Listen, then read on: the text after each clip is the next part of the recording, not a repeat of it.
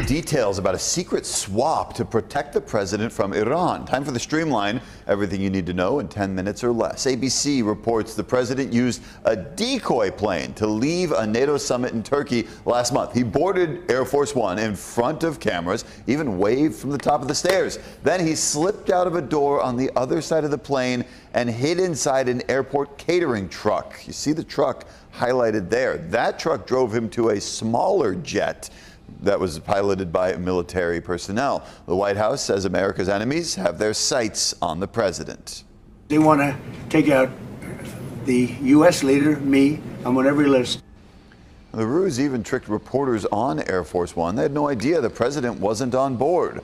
The White House says it will use every tool at its disposal to address any threats against the president. Meanwhile, Iran has issued a sweeping list of new demands that could upend the peace deal to end the war. Iranian leaders want the U.S. to lift the naval blockade and sanctions, release Iranian assets, pay for the cost of the war. They also want all U.S. troops out of the Middle East. Without these concessions, Iran says it will not reopen the Strait of Hormuz. Now, President Trump says the U.S. is now only semi-negotiating with Iran and that these talks would be their last chance to come to an agreement.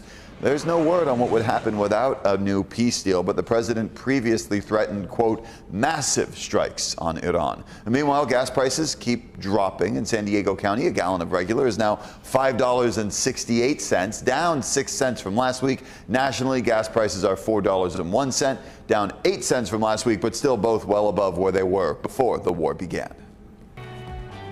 A nationwide recall linked to jalapenos and a salmonella outbreak is growing. The peppers were distributed by San Diego-based Coast Citrus Distributors, and now Taylor Farms is expanding its recall of food containing jalapeno.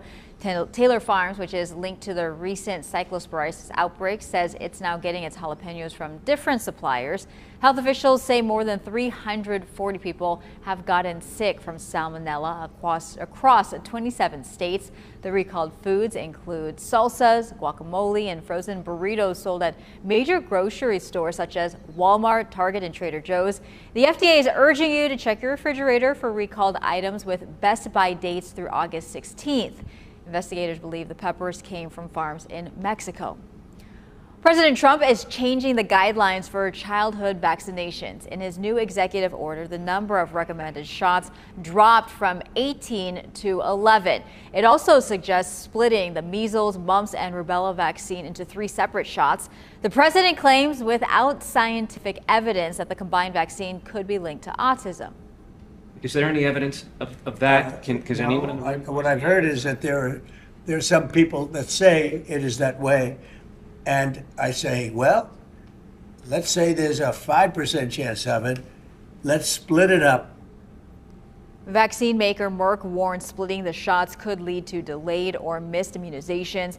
The American Academy of Pediatrics is calling the changes dangerous. Children are going to end up contracting diseases they could otherwise avoid. Some percent of those are going to end up in an ICU, and some percent of those are going to die. Ultimately, states have the final say on which vaccines are required. The combined MMR vaccine has been around since the 1970s. The CDC says on its website the best way to protect against measles is to get the MMR vaccine. Shocking scenes of destruction emerging now from Colombia. A 7.4 magnitude earthquake hit Monday morning about 250 miles west of Bogota. Officials say now at least 132 people are dead, 572 injured, and many more missing. Several buildings collapsed. Hundreds of homes have been damaged or destroyed. Rescue crews have mountains of rubble to dig through to find survivors. The U.S. is pledging $15 million in aid for Colombia. People felt this earthquake as far away as Venezuela. That country is still recovering from its own devastating earthquake last month. This morning, the region is also bracing for possible aftershocks. Now, there are roughly 11,000 Colombians in San Diego. A lot of them spent Monday checking on family and friends back home. ABC 10 News reporter Laura Acevedo spoke with the owners of one local restaurant who have already started a donation drive. The owners of this Colombian restaurant right here in San Diego say their loved ones woke them up early with news of the earthquake. They've been glued to the TV ever since. Devastating images out of Colombia Monday after an early morning earthquake rocked the South American country. Pretty sad, you know, people like desperate looking for their siblings or their families. Andres Rodriguez is the manager and co-owner of Antojitos Colombianos, a Colombian restaurant in Sherman Heights. Rodriguez's uncle opened the restaurant 17 years ago. Their family mostly lives in Cali and Manizales, two of the hardest hit cities. Right away, we called our families over there in the two cities, Manizales and Cali. Buildings collapsed, people crying and everything, running around like crazy.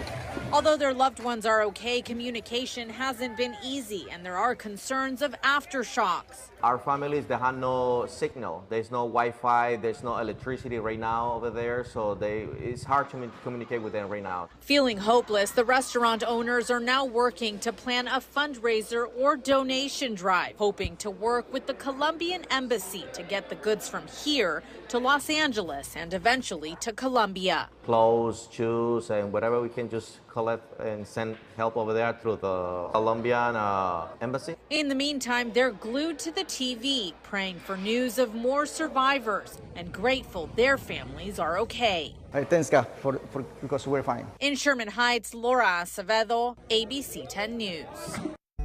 Good reminder, always look for the helpers when disaster strikes. Some sad news out of Big Bear. Beloved bald eagle Jackie has died. The bird was injured in a fight with another eagle last month. She was getting treatment at an animal care center. Jackie gained national attention for raising eaglets in Big Bear with her partner Shadow. A live stream camera gave us all a glimpse of their daily lives. The group Friends of Big Bear Valley estimates Jackie was about 14 years old. The Powerball jackpot is creeping ever so closely to that $1 billion mark. It is now worth around $975 million after nobody got the grand prize ticket last night.